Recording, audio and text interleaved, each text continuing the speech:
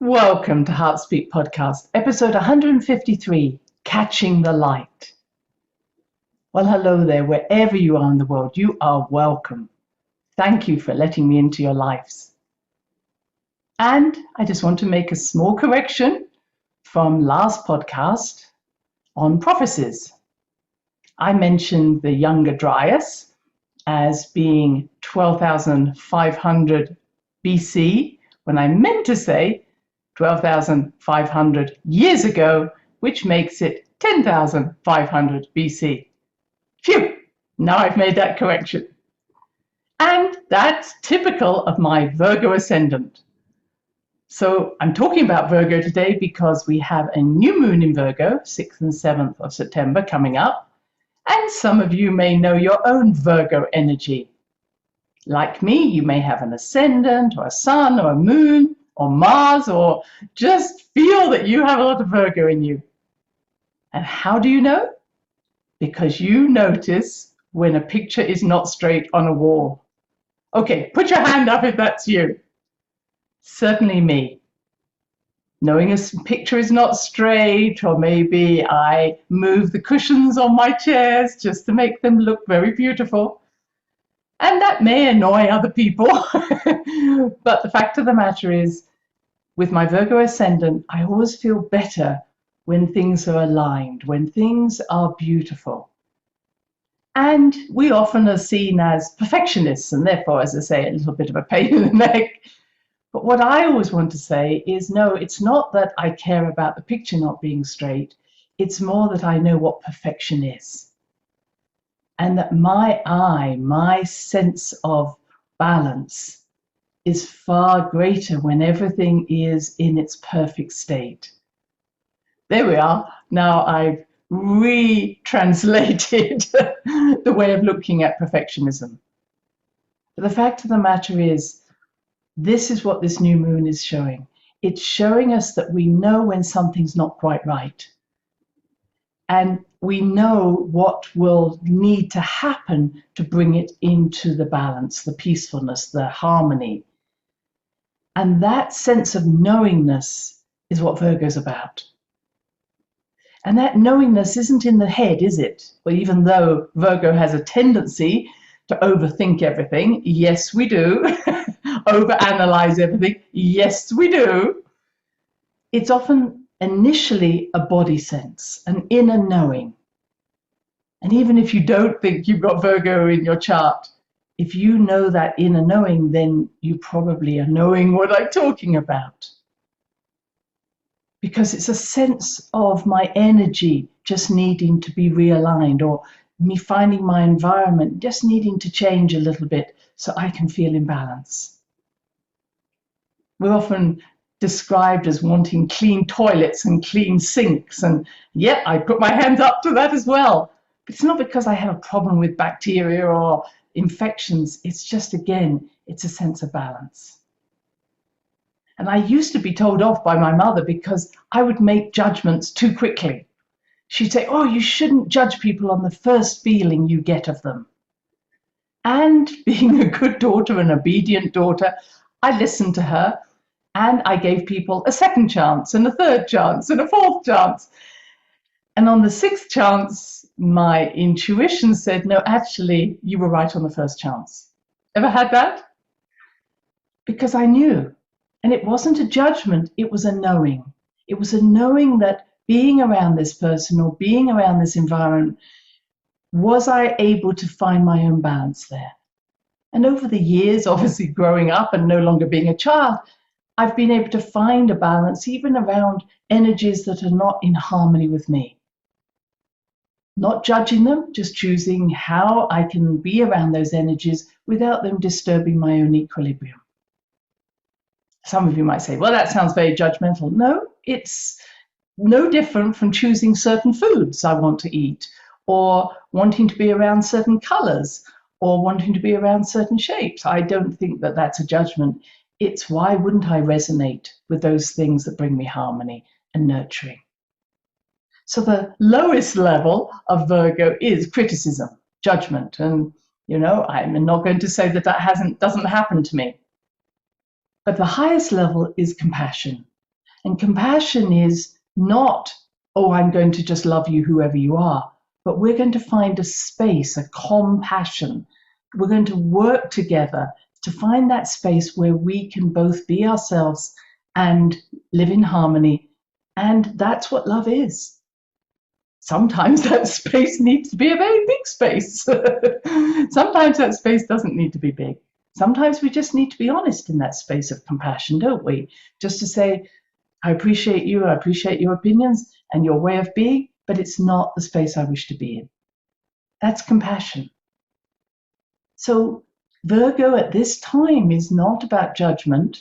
It's about how do we live together? How do we find that balance? And knowing that there is a balance. We know what that perfect space is. We just have to work at it, like any good relationship. And I just want to come back to that inner knowing.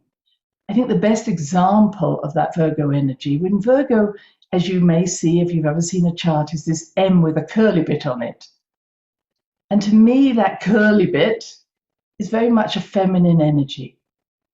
It is the Vesica Pisces. And you've heard me speak about this before, where two or more energies come together, both of them admiring and embodying their own essence. But again, how do we, as if we're two rings coming together, and that Vesica Pisces is that space, that oval that we create where two circles come together. How can I be in my center and yet be in relationship with you and together create this third energy, which is that oval, that beautiful Vesica Pisces? So when you look at the M with a little curl on it, or the little oval shape on it, which is Virgo, it's really saying this is the Vesica Pisces. This is compassion in action. Okay, so knowing that, it says, the Vesica Pisces says, start with being in our own center. So when we're in our own center and we draw a circle around ourselves, that is the beginning of the Vesica Pisces. And we ask someone else to be in their center, draw a circle around themselves, and we come together and we create that perfect oval. In other words, I can't find compassion when I'm not in my own center, when I'm not living in my own truth, when I'm not, in a Virgo way, being in my perfect state.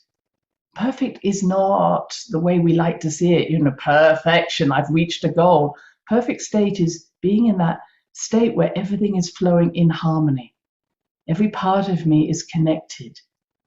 That's being in my center. So when I'm in that center, then I can find that place of true compassion with anything I meet.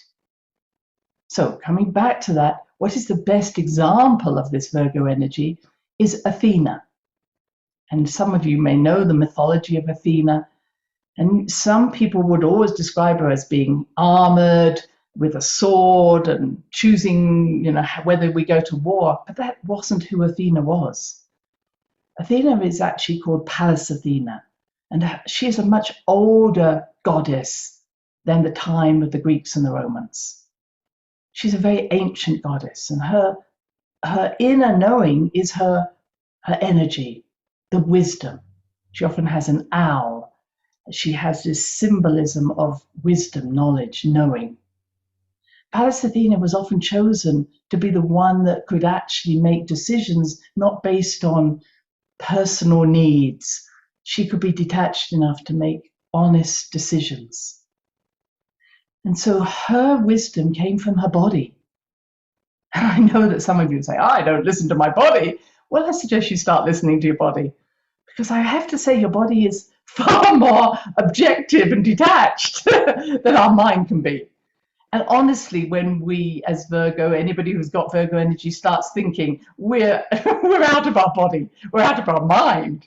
Because it's very rarely that if you've got Virgo energy, do we ever think nice thoughts? Isn't that true? Nice thoughts about ourselves. If only I hadn't done that. Oh, I don't deserve this. Oh, I'm not good enough. I'm not enough. All of these are kind of Virgo tendencies. If only I'd done differently. I'd only been better. So most of that Virgo chatter is very downing on ourselves, very mean. And sometimes I will say to myself, or to say to someone else who's got Virgo energy, is if you can't think nice thoughts about yourself, don't think them at all. In other words, this is not a time to take things personally. But if we listen to our body at times like that, there's an honest truth. There's an honesty, honest truth, but a sense of really raw honesty. Maybe that's the word I'm looking for. Well, it might not be comfortable, but it's true. Yes? So our body is the honest friend that we need always, not our heads. Our heads will either beat up on us or try and make everything nice. And I'm talking to the Librans out there, anybody who's got Libran energy, always wanting to see it from several points of view and almost overthinking it again. So here we have Athena, who originally was just about body wisdom. And her body wisdom was that inner knowing, that first raw honesty that I used to have as a child. And then my mother told me not to, think. She said, think first before you act. Well, actually now I listen to my body and I act from there much better than I do from my mind. So what happened was that when the Greeks came along, she knew that this body-centered intuition would not be acceptable. And so she ended up becoming swallowed inside her mother, and her birth occurred because Zeus, her father, who had a headache, found a woodcutter to chop off the top of his head, and out came Athena, fully armored. So here, what happened was Athena now was armored. She armored her body, armored her head. If you see any images of her, fully armored. And the only type of intuition that she knew would survive the patriarchy of the Greeks and Romans was head-based intuition. Okay? So any of you listening may understand this, that my training as a doctor, yes, there was a lot of intuitive training, thank goodness, but I had to learn to also work with facts, not just intuition, because if I just said I don't trust, my gut tells me something, it wouldn't be listened to. So I had to back it up with some facts. And fortunately, I was always in a situation where my lovely consultants also listened to their intuition, men and women. So we were in that setting, but it's not a setting now that is allowed. You have to back it up with facts, and unfortunately, it depends on where those facts have come from. So I want us to understand that we are returning to the true Athena energy. And this aligns very nicely to this new moon, because the new moon is actually trine Uranus in Taurus. Uranus, new ways of doing something, Taurus, the body, nature. So to me, this new moon is really saying, return to the body, or start listening to the body, or start listening to your body as to what you want to eat, what you want to put into your body, or how you want to be around nature. And nature is definitely coming to us at this time because there's so much more energy around. And this is why I decided on this title for this podcast, Catching the Light, because it felt that I'm starting to see, and some of you might have seen this, things out the corner of your eyes. Yesterday, I was convinced that I was seeing someone every time I looked down at something, and then I kept seeing something come past my window. Have you noticed more and more things out the corner of your eyes? So as I have described before, the light, let's call them light beings rather than spirit beings, but light beings, in other words, those who are not fully permanent in a physical form like we are, a three-density form. So there's more and more light beings who can travel in light or are light, or are traveling in their light body. They're more and more coming into us at this time of compassion. This is truly the age of compassion. This cosmic energy is bringing us closer to who we are without judgment. So these light beings are using plasma. Plasma is ether, the energy of ether, which is a combination of the synthesis of all the other elements. And the light beings literally imprint themselves into this ether or plasma and become a physical form just for a moment. And in that physical form, we catch it out the corner of our eye. And so we may see, as I'm doing, seeing more hawks or hummingbirds or beautiful clouds or beautiful sunsets, things that are happening, maybe not so much the sunsets, but the clouds are suddenly appearing or the hummingbirds are appearing. And I think, was that there before, or did it suddenly appear? Did I see the beginning of it? Did I see it fly across my garden, or is it suddenly there? And it reminds me of when I was swimming with the dolphins. I could see for miles around me because of the beautiful clear waters of Hawaii. And I think, wow, there's no dolphins. And then there would be a dolphin right in front of me. And then the dolphin would disappear. And I want to let you know that was a physical dolphin. But this was really a light being that had imprinted itself into that light or plasma energy, into the plasma energy or ether, had become physical, taken on that physical shape, played with me for a while, and then disappeared. So this light energy is happening more and more. And I want you to catch that light. And why I wanted to relate that to Virgo is that the Virgo energy actually sees through the mask of imperfection. In other words, I think our eyes are waking up, our retinas are seeing things that bring more harmony, more perfection to us. And we're no longer being willing to actually work with those things that are in the dark. Or we're seeing into the dark and no more longer willing to accept them, maybe is a better way of me saying. Again, it's not judgment, it's just saying that is not in harmony with my soul and choose not to work with that energy. All right, so it's like that picture not being straight. You can choose to straighten it, or you can choose to say, this is never going to get straightened. I'm choosing not to be around it. And I think we're seeing that in our relationships, seeing that in our attitudes with other people. Nothing's going to change. That picture is never going to be straight, or that we're not going to see things from the same angle anymore. Is that right?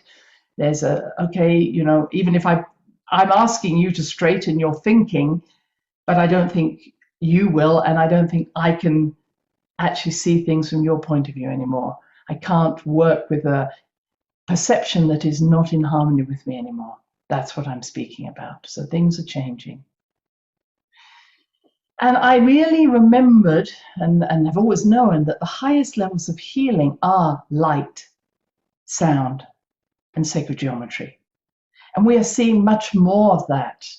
This is again why I was thinking about light, and I want to share something with you about light and how it's being used at the moment. But more and more things are coming to light. And I remembered that I was told that in Japan, after the Nagasaki bomb was let off, or the Hiroshima bomb was let off, that when the invasions happened, it wasn't just to say, we have bombed these people. It was far more that I understood that there were certain things that the troops were told they had to go and collect once they got inside Japan. And I heard that same story, that certain scrolls or certain seals or certain parchments had been hidden for thousands of years in caves. And that soon after the Iraqi wars started, there was this searching for bin Laden within caves. But it made me think, are you really searching for a person, or are you searching for things?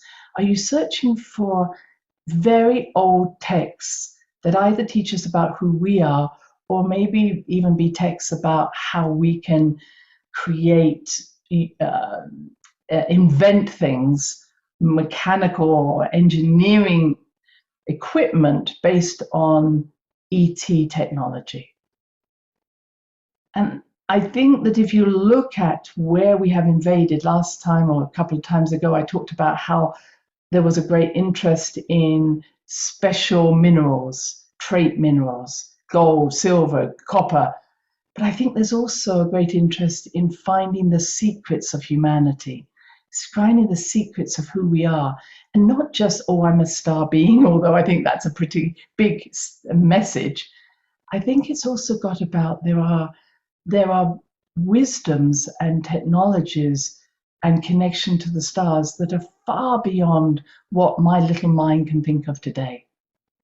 It's like there's so much knowledge out there. And when I look at the sacred sites, which I'm looking at more and more, I can't believe that someone would spend hundreds of years, or even 100 years or 10 years, building these amazing sites, just because certainly you didn't do these to bury someone, but even just to leave someone, look at us, we've built this.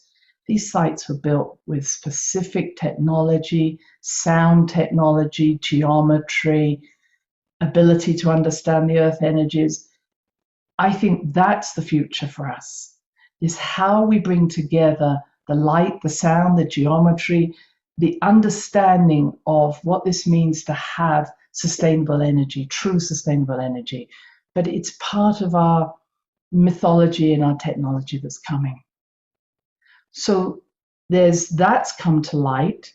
I think whatever else is coming to light, which is kind of interesting, is, as many of you have been following what's been happening with the vaccines, especially in Israel, where so many people have been vaccinated, that the vaccine levels, or the antibody levels, are falling off after several weeks or months.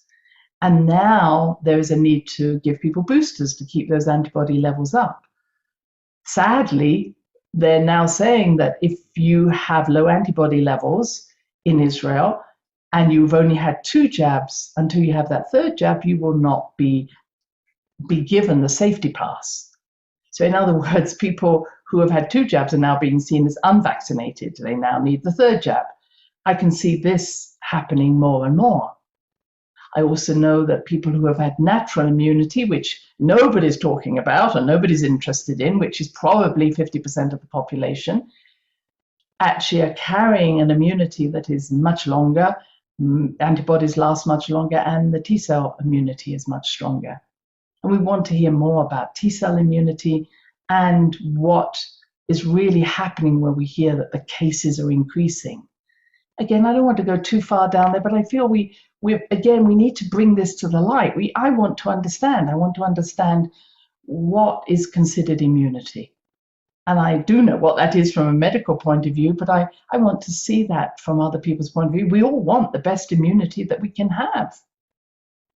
And I was surprised again to see that in LA County, in California, there was a decision by the CDC that had made the opinion that if you develop any COVID, or you were hospitalized, or you had any symptoms after the vaccine, you were actually considered unvaccinated until 14 days after your first vaccine. In other words, if you developed any symptoms before 14 days after having your first vaccine, you would be considered unvaccinated. So we are putting that huge group of people who might get sick soon after a vaccine into the unvaccinated group, and therefore saying, aha, look, it's the unvaccinated who are getting sick. It's not true. I just feel I want that to be brought to the light. It feels that we're not stupid. People are not stupid.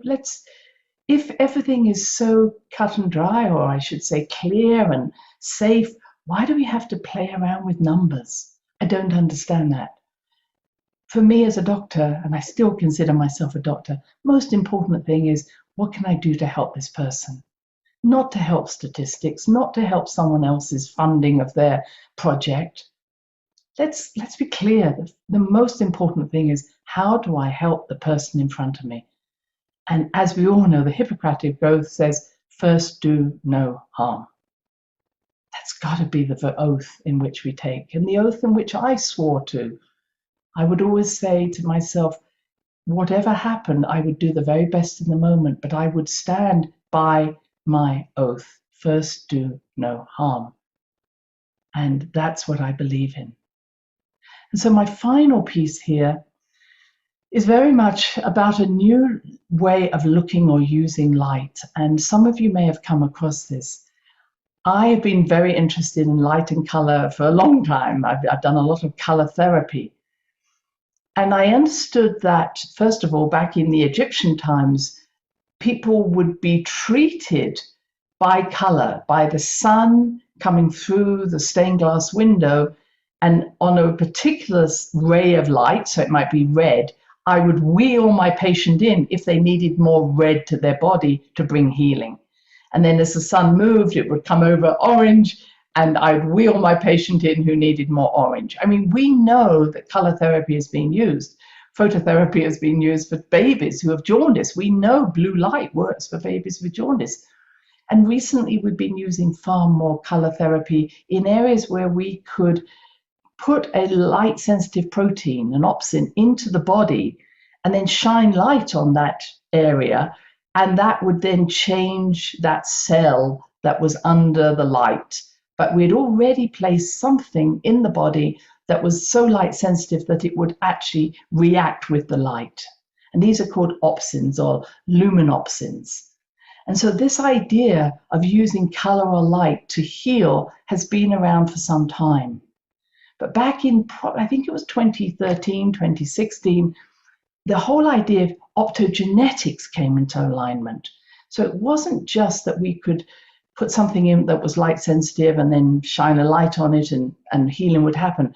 We were going to genetically engineer something so that the body would take this deeply into itself. And some people have looked at the present day drugs and vaccines that are being used as ways of getting such a light sensitive energy into the body. And I would just ask you to consider that this is another form of genetic engineering that is possible. Some of you may have come across a product called luciferase, which is an enzyme that helps to bind that light sensitive energy to the light itself. And the best way I could describe this is to actually just read you this little abstract, because I knew I wasn't going to just be able to speak about it. So this is how it's described. Optogenetics uses pulses of light to alter an animal's behavior by taking advantage of light-sensitive ion conductance regulators called microbial opsins, which convert a photon of a light into an electrical signal. By using genetics to express opsins in particular neurons, scientists can control the activation or suppression of neurons with pulses of light and measure the resulting behavior changes in an animal. Now, this is happening, my friends, and you can look it up for yourself. So if we can use something like an opsin, and opsins come from a protein that can come from a plant or jellyfish, I understand, and you can then inject them or allow them somehow to get into the body, you can move them into especially the skin, the eyes, the neurons, and then you can know that that opsin will now become like an electrical charge, and it will have an effect on wherever it is. And it will have an effect on the cell, wherever it is. And the cell may be a nerve cell, it may be a skin cell, etc. I suggest you look at this a little bit more yourself, because one of the pieces of this was that it was going to create, by injecting this in, you were creating a new receptor site on the cell membrane. This is probably what I want to just really stress. You've heard me talk about how the receptor sites are like a lock on a door. And if you've got the lock there, the receptor site, to a certain virus or to a certain belief, when that belief is stimulated, then a lock key effect happens and your genes will react in a certain way, or your cell will react in a certain way, let's put it that way. In other words, if I believe that, I don't know, if I believe that I'm not good enough, my Virgo-ness, when someone says, oh, Christine, you're not good enough, that's the key that fits in my lock, and I go into despair that I'm not good enough. All right? That's what I'm meaning. You just need the stimulus, which is the key, the belief that's at the receptor site, and off I go into my, oh, there we go, I told you I wasn't good enough. Virgo energy. All right. But these are receptor sites that are being injected in, that are specific to just, it's literally implanting a receptor site that will allow a certain key to fit into it, which when that happens, this opsin, this receptor, this light sensitive energy will then be switched on and then affect the DNA. I hope I'm explaining this properly. And I think that whether this is happening, again, I have no doubt it is happening. But the fact of the matter is, I'm looking at people's behaviors. So I just wanted to come back to their belief systems on their receptor sites, all right, my receptor sites. And it seems to be certain belief systems are really being triggered at this time. And I wonder it's because of of drugs or injections or even light. It's been seen that you can then flash this light at people at different frequencies, different colors, and you will set these opsins off to have a behavioral effect. And when that happens, I'm watching people and I'm thinking, sometimes I watch people and they're so enraged by any other belief that is theirs that, they almost go overboard. It's like, okay, I'll take your belief. But it's almost like people are stuck on some belief or just stuck in some behavior or stuck in, as I've said before, I don't trust people. And it's like, wow, where did that come from? That wasn't there 2 years ago. Or I'm going to die. It's like, okay, So there's something happening that I think is intensifying the action of one trigger to a belief system, and it's really making people become more determined to hold on to a belief. And therefore their beliefs lead to actions, lead to emotional reactions, really being triggered. Now, I'm not saying it's good or bad. Maybe we all need a wake-up call. Maybe this is part of the wake-up call, which is like, come on, what do you believe? Act on it. But I come right back to my lovely Athena that says, I think it's important that whatever's happening, whatever receptor site is being triggered at this time, for whatever reason and how it's being triggered, come back to your center. Come back to our most loving state within ourselves. Come back to a state of, okay, knowing I'm perfect at this moment, because we all are perfect at this moment. We don't have to do one thing to be perfect. We are here, now. I'm perfect, I'm loved, I'm connected to wholeness. Knowing that to be true, what reaction, no, I shouldn't even say it, what action, what behavior do I wish to take from here? And I want to finish on that. I believe a lot of things are being triggered. Some of them are being triggered so that we can wake up and take accountability for our actions in the past. Some things are being triggered that are out of alignment to our way of usual acting. Come back to our center. So please use this beautiful new moon as a way of saying, knowing I'm perfect, knowing I don't need to do anything to change myself in this moment, knowing I'm loved, how do I wish to come out into the world? How does my light want to shine? And with that, I send lots of love and blessings to you, my friends. Take care now. Bye-bye. Thanks for listening to the HeartSpeak podcast with Dr. Christine Page. Please check out all HeartSpeak episodes in the podcast archive section on www.christinepage.com. HeartSpeak is also available on iTunes, Spotify, Google Podcasts, Sticher Radio, and now playing on Amazon Music and iHeart Radio. You can also watch the archive podcast on Christine's channel, on YouTube, and now on Rumble. Connect with Christine on Instagram, LinkedIn, and Facebook, including her newest Facebook group, The Great Mother Calling. Do share with family, friends, colleagues. Join us next time for another edition of HeartSpeak.